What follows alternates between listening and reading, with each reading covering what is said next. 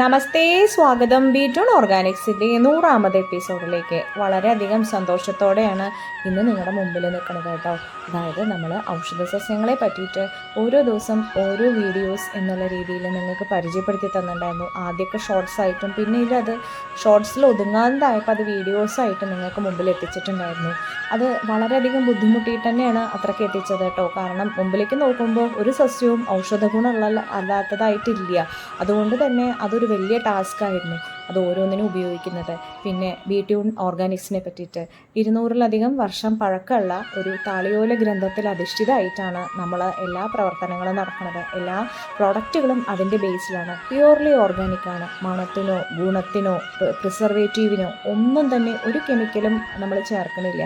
തികച്ചും പാരമ്പര്യം എങ്ങനെയാണോ പറഞ്ഞിട്ടുള്ളത് താളിയോലകളിൽ, അതേപോലെ തന്നെയാണ് അത് നിങ്ങളുടെ മുമ്പിൽ എത്തുന്നത്. ആകെ ഒരു വ്യത്യാസം മാത്രമേ ഉള്ളൂ കേട്ടോ. അത് ഗ്യാസിലാണ് നമ്മൾ ഉണ്ടാക്കാറ്, വിറകടുപ്പല്ല എന്ന് മാത്രമേ ഉള്ളൂ. വേറെ ഒരു വ്യത്യാസവും ഇല്ല.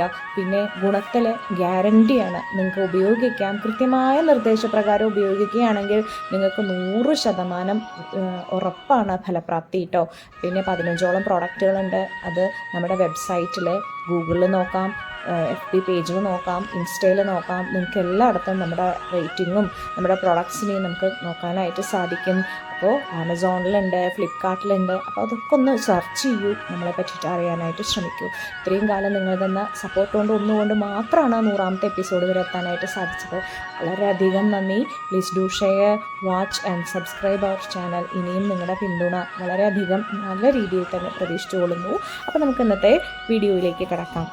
ഭക്ഷണത്തിലെ നമ്മൾ രുചിക്കും മണത്തിനും വേണ്ടി ഉപയോഗിക്കണ, എല്ലാവരും ലോകത്താകമാനം ഉപയോഗിക്കണ ഒരു കാര്യമാണ് കായം. ഇതിന് ചെകുത്താൻ്റെ കാട്ടെന്ന് പറയുന്നുണ്ട് കേട്ടോ. വേറെ ഒന്നുമല്ല, ഇതിനൊരു തരം വൃത്തികെട്ട ചവർപ്പ് രുചിയാണ്. ഗന്ധകത്തിൻ്റെ ഒരു മിശ്രിതമായിട്ടുള്ള ഒരു രുക്ഷഗന്ധമാണ്. അനാകർഷകമായിട്ടൊരു കറുപ്പ് കലർന്ന നിറമാണ്. അതുകൊണ്ടാണ് ഇതിനെ പറയണത്. പേര് ചെകുത്താൻ്റെ കാഷ്ടം എന്നാണ് വെച്ചാലും ആളൊരു മിടുക്കനാണേ. ചെടിയുടെ വേരിൽ നിന്ന് ഊറി വരുന്ന കറയാണ് ഇതിന് എടുക്കണം കേട്ടോ. മാർച്ച് ഏപ്രിൽ മാസത്തിലാണ് ഇത് പൂക്കുക. വേരുകളുടെ അറ്റം മുറിച്ചെടുത്തിട്ട് മണ്ണും ചുള്ളിക്കമ്പൊക്കെ കൊണ്ട് മൂടി പൊതട്ടിട്ട് ആ മുറിച്ചെടുത്ത വേരിൻ്റെ അഗ്രഭാഗത്ത് നിന്ന് വരുന്ന വെളുത്ത നിറമുള്ള കറയാണ് നമ്മളിതിന് ഉപയോഗിക്കണം. 3 മാസം വരെ കറ എടുക്കാൻ പറ്റും കേട്ടോ. ഇതൊരു വലിയ വർഷമാണ്. കായത്തിന് ആൻറ്റി പ്ലാസ്മോഡിക്, ആൻറ്റി ഇൻഫ്ലമേറ്ററി ഗുണങ്ങളുണ്ട്. അതുകൊണ്ട് തന്നെ ദഹന പ്രശ്നങ്ങൾക്ക് മികച്ചൊരു സംഭവമാണ്. Anti bacterial, anti fungal, anti microbial ഗുണങ്ങളുണ്ട്. അതുകൊണ്ട് തന്നെ ശ്വസന പ്രശ്നങ്ങൾ, ശ്വാസകോശ സംബന്ധമായ അസുഖങ്ങൾക്കും ഇത് ബെസ്റ്റാണ്. കായത്തിൻ്റെ ക്ഷാര സ്വഭാവം ആയിട്ടുള്ളതുകൊണ്ട് ഇതിന് റിഫ്ലക്സ് ആയിട്ടുള്ള കുറേ ആസിഡ് റിഫ്ലക്സ് ഒഴിവാക്കുന്നുണ്ട്. അടിവയറ്റിലെ പേശികളെ സുഗമമാക്കാൻ സഹായിക്കുന്നു. അതിലൂടെയാണ് ആർത്തവ സമയത്ത് ഉണ്ടാവുന്ന വയറുവേദന കുറയ്ക്കുന്നുണ്ട്. തൈരും കായവും ഉലുവയും ഉപ്പും കൂടി ഇട്ടിട്ട് കഴിച്ചാൽ മതി. അല്ലെങ്കിൽ ഒരു ഗ്ലാസ് മോരിൽ 2 നുള്ള് കറുത്തുപ്പും 1 നുള്ള് കായോട്ട് കഴിച്ചാൽ മതി. എന്നാൽ ഈ ആർത്തവത്തിൻ്റെ ആ സമയത്ത് ഉണ്ടാകുന്ന വേദന നല്ല വ്യത്യാസം ഉണ്ടാവും. ആൻറ്റി അലർജിക് ആയിട്ടുള്ള ഗുണങ്ങളുണ്ട് കേട്ടോ. അതുകൊണ്ട് തന്നെ നമ്മുടെ വൈറസ് ഇല്ലേ, പനിയുടെ വൈറസിനെയൊക്കെ തടസ്സപ്പെടുത്തിയിട്ട് പനി കുറയ്ക്കുന്നുണ്ട്. ശിരോചർമ്മത്തിനും മുടിക്കും വളരെ ഫലപ്രദമാണ്. കായം മാനസിക സമ്മർദ്ദം കുറയ്ക്കുന്നുണ്ട്.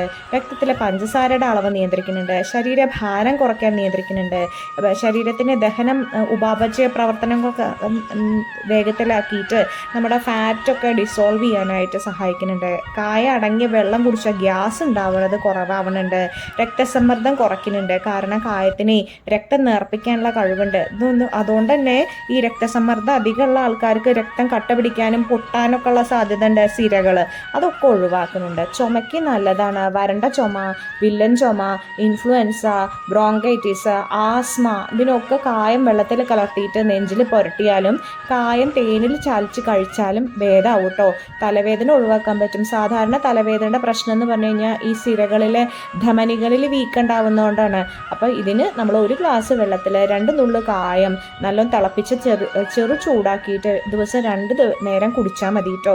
മുഖക്കുരു മാറാനായിട്ട് റോസ് വാട്ടറും കായവും മുഖത്ത് തേച്ചാൽ മതി. പ്രായാധിക്യമൊക്കെ മൂലമുള്ള ചുളികളുണ്ടാവില്ലേ, അതൊന്നും ഉണ്ടാവില്ല കായം ഉപയോഗിക്കുകയാണെന്ന് വെച്ചാലേ. പ്രകൃതിദത്തായിട്ടുള്ളൊരു വിഷാരിയാണ് കേട്ടോ അത്. ചെറുപ്രാണികളോ മറ്റോ കടിച്ചു കഴിഞ്ഞാലേ കായോ വെളുത്തുള്ളിയും പുരട്ടിയാൽ മതി, എന്നാൽ തന്നെ മതി. ഹെയർ കണ്ടീഷണറാണ്. വരണ്ട പൊട്ടി അടർന്ന മുടിക്ക് ആരോഗ്യം നൽകും. അതിന് വേണ്ടിയിട്ട് തൈരും ആൽമണ്ട് ഓയിലും കായത്തിൻ്റെയും കൂട്ടിയിട്ടുള്ളൊരു മാസ്ക് തലയിലിട്ടിട്ടേ 1 മണിക്കൂറിന് ശേഷം ചെറു ചൂടുവെള്ളത്തിൽ കഴുകിക്കളഞ്ഞാൽ മതി. തലച്ചോറിൻ്റെ ആരോഗ്യം സംരക്ഷിക്കുന്നുണ്ട്, മെമ്മറി ലോസ്, നാഡികളുടെ കേടുപാടുകൾ അതൊന്നൊക്കെ സംരക്ഷിക്കുന്നുണ്ട് കേട്ടോ. അതുകൊണ്ട് നമ്മൾ നല്ലോണം ശ്രദ്ധിക്കുക.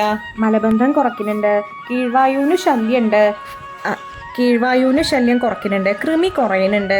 ഇതിനായിട്ട് നമ്മൾ 1/2 ടീസ്പൂണ് ഇഞ്ചി അതേപോലെ നെയ്യിൽ വറുത്ത കായപ്പൊടിയൊക്കെ നമ്മൾ മിക്സ് ചെയ്തിട്ട് കഴിച്ചാൽ മതി കേട്ടോ. ലിവറിൽ ബൈൽ പ്രൊഡക്ഷനെയും റിലീസിങ്ങിനെയും സഹായകമാണ്. കൊഴുപ്പ് ഡൈജസ്റ്റ് ചെയ്യാൻ അത് അത്യാവശ്യമാണ്. പിന്നെ IBS പറയും, ഇറിറ്റബിൾ ബൗൾ സിൻഡ്രോം, വയറിന് ഉണ്ടാവുന്ന പ്രശ്നമാണ്. ഇത് പല കാരണങ്ങൾ കൊണ്ട് ഉണ്ടാവുന്നുണ്ട്. അതിൽ സ്ട്രെസ്സ്, ടെൻഷൻ ഒരു പ്രധാന കാര്യമാണ്. അപ്പം അതിനും ലൂസ് മോഷനും ബ്ലോട്ടിങ്ങും ഒക്കെ വരും ഇതിങ്ങനെ വന്നു കഴിഞ്ഞാൽ. അപ്പം അതിനും കായം നല്ലൊരു ഔഷധമാണ്. പിന്നെ കായത്തിനെ നമ്മൾ എപ്പോഴും ഉപയോഗിക്കുമ്പോൾ നെയ്യിൽ വറുത്തെടുത്ത് ശുദ്ധി ചെയ്യണം കേട്ടോ.